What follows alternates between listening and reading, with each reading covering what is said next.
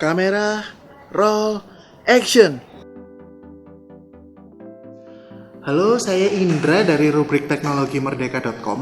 Nah, kali ini kita akan nge-review salah satu smartphone flagship yang bisa dibilang salah satu yang terbaik di pasaran, LG V20. Namanya juga smartphone flagship, spesifikasinya pun udah juara banget. Mulai dari chipsetnya yang Snapdragon 820, terus layarnya udah Quad HD atau 1440p, RAM-nya 4GB, storage-nya 64GB yang bisa di-expandable pakai SD card. Terus kamera belakangnya itu 16MP plus 8MP wide angle, terus kamera depannya 5MP wide angle. Terus baterainya berkapasitas 3200 mAh dengan fitur Quick Charge 3.0. Terus berjalan di Android 7.0 Nougat. Ini adalah flagship kedua LG di 2016, setelah kemarin agak kurang sukses di LG G5. Nah, LG V20 ini adalah suksesornya V10 dengan desain yang cukup berbeda dari V10. Yang unik dari smartphone flagship LG ini adalah mereka semua mengusung bentuk yang berbeda gitu, atau at least berbeda kesan gitu. Kesan antara semua flagshipnya itu beda, kayak LG V10 itu beda, LG G5 itu berbeda, dan ini LG V20 ini juga berbeda gitu. Tapi khusus LG V20 ini, flagship ini mengusung desain metal dengan sentuhan polikarbonat di bagian atas dan bagian bawahnya. Kalau dilihat secara kasat mata, dari desain memang LG V20 tidak mengusung keunikan tertentu gitu. Cukup kalem dan tidak mencolok kan. Tapi kalau diamati, smartphone ini cukup ganteng kok, nggak ada tombol home, finishingnya doff, bikin nyaman digenggam dan nggak licin gitu. Kalau tangannya cukup gede kayak tangan saya, smartphone ini perfect dalam hal desain dan keergonomisan. Oh iya, salah satu yang unik lagi adalah LG V20 ini membawa sertifikat military 810 grade rating. Jadi kalau meskipun kita tentu nggak akan tega untuk membanting-banting smartphone ini, LG V20 tersertifikasi tahan banting dan tahan guncangan. Berbeda dengan flagship kebanyakan, LG V20 ini tidak mengusung desain unibody. Jadi ada sebuah tombol di bagian samping kanan bawah yang kalau dipencet bisa memberi akses ke baterai removable, slot micro SD, sama slot nano SIM. Slot micro SD-nya hybrid jadi bisa dipasang SIM juga. Nah, ini adalah sesuatu yang unik dari LG V20. Tentu Anda sering dong kalau ingin mengakses bagian belakang smartphone tapi kesulitan karena harus mencongkel. Nah, dengan V20, Anda justru dikasih tombol yang bikin Anda gampang mengaksesnya. Cuma, hal ini membuat LG V20 sama sekali tidak tahan air. Jadi meskipun tahan banting, kalau kena air LG V20 akan konslet. Jadi bisa sedikit disimpulkan di awal kalau LG V20 itu masih bergaya konvensional banget.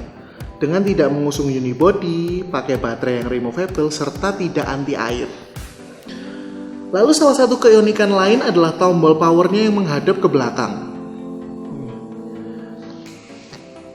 Ketika pertama kali pegang, jujur aja saya kayak, mana nih tombol powernya?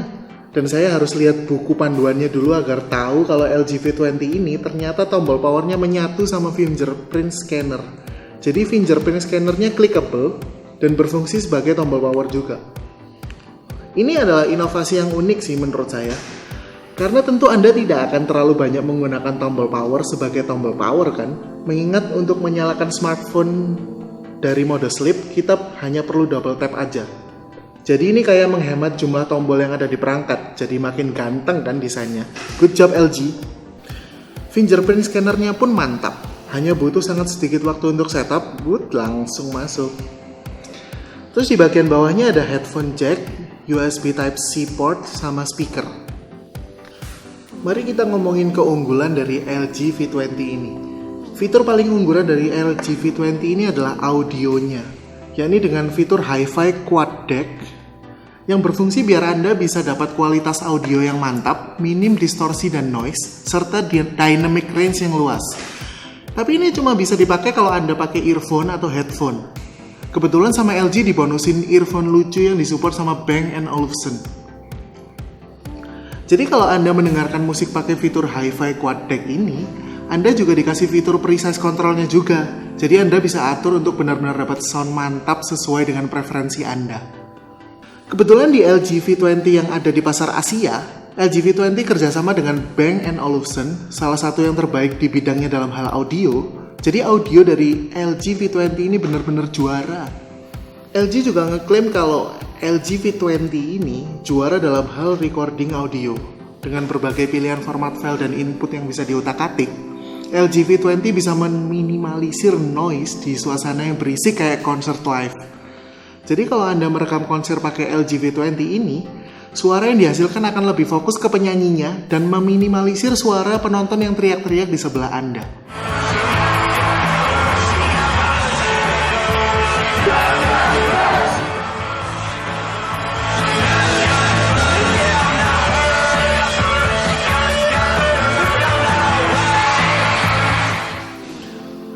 Nah, selain audio, keunggulan kedua adalah secondary display. Di samping layar utamanya yang berupa layar IPS LCD dengan resolusi Quad HD atau 2560x1440 yang super tajam dan punya high visibility di outdoor, ada loh layar kedua yang terletak di atas yang memudahkan kita untuk akses ke shortcut aplikasi favorit. Jadi ini bisa shortcut ke aplikasi favorit, aplikasi yang baru kita buka, akses ke berbagai tombol mode kayak Bluetooth, center, dan kamera, dan juga bisa ganti ke silent mode. Dan masih banyak lagi sih. Dan ini memudahkan kalau kita mau ganti mode suara ke mode silent, bisa langsung dari secondary display, nggak perlu kita pakai nyalain layar dari mode sleep. Selain itu, kalau kita lagi buka kamera, layar kedua ini bisa digunakan untuk ganti mode kamera dari auto ke manual. Kita juga bisa buat nulis nama sih. Jadi nulis code juga bisa. Buat Anda yang suka game, LG V20 ini keren banget buat game. Didukung sama prosesor Snapdragon 820 sama kartu grafis Adreno 530, tentu nggak ada masalah di performa dan grafis kalau speknya kayak gini. Bahkan pengalaman main game juga bisa jadi lebih bagus karena dukungan Android Nougat dan juga Vulkan supported.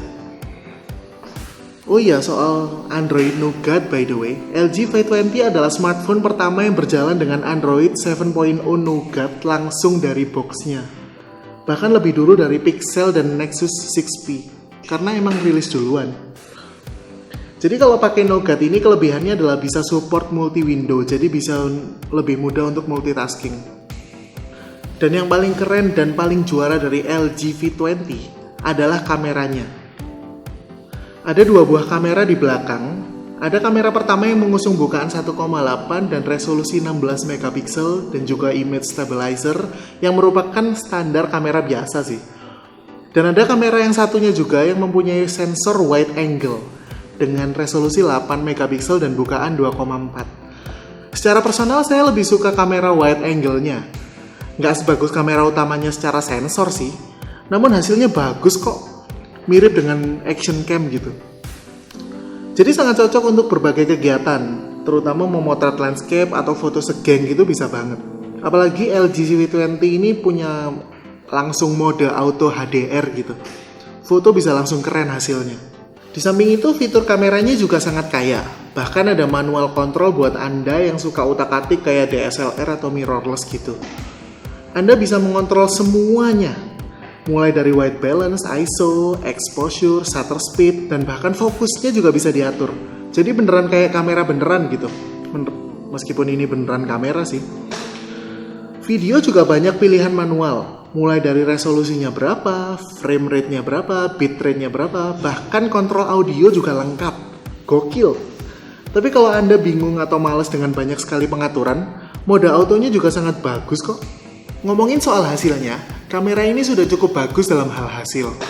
Ton warnanya real, tidak terlalu terdistorsi. Namun kamera LG V20 ini kayaknya cukup bingung kalau kena warna cerah kayak hijau atau merah gitu. Warnanya jadi kurang real. Nah, di kondisi low light, kualitasnya juara banget. Bukaan 1,8-nya tuh ngaruh banget. Kerasa lebih oke meski cahaya tuh minim. Kalau Anda merasa kurang cerah, masih underexpose atau masih kurang optimal di low light, saya saranin untuk pakai mode manualnya dan Anda bisa utak-atik dengan lebih leluasa. Hasilnya pun juga lebih bagus. Kamera depannya tuh cukup oke dengan 5 megapiksel sensor wide angle. Wide angle ya, jadi bisa muat banyak orang kalau selfie. Ada juga sih mode yang bikin normal dan nggak wide, tapi itu cuma cropping dari software kameranya, jadi mending pakai yang mode wide terus aja untuk hasil yang lebih optimal. Nah, kalau selfie bisa pakai gestur tangan untuk self timer, jadi gampang banget. Menarik bukan? Yep. Overall secara spek, nilai benchmark atau desain, mungkin LG V20 emang nggak semenarik flagship dari kompetitor. Namun bisa jadi LG V20 itu emang nggak mengejar itu semua. Beda dengan LG G5 yang nampak ingin keren dengan mengusung konsep modular. Menurut saya, LG V20 cuma ingin santai dengan memposisikan diri jadi smartphone yang bagus dan komplit, itu aja. Jadi semua yang dibutuhkan pengguna bisa tersedia dengan baik dalam satu smartphone. Bisa motret dengan bagus karena berbagai fitur kameranya yang kaya. Bisa nge-game dengan nyaman karena layarnya yang besar dengan Snapdragon 820-nya. Bisa ngerekam konser tanpa noise karena fitur noise reduction-nya. Bisa dengan mudah silent HP kalau lagi nonton bioskop karena secondary display-nya yang memudahkan. Bisa nonton YouTube sambil nge-tweet dalam satu layar karena Nougat sudah support multitasking. Baterai juga bisa dicopot dan di-swap.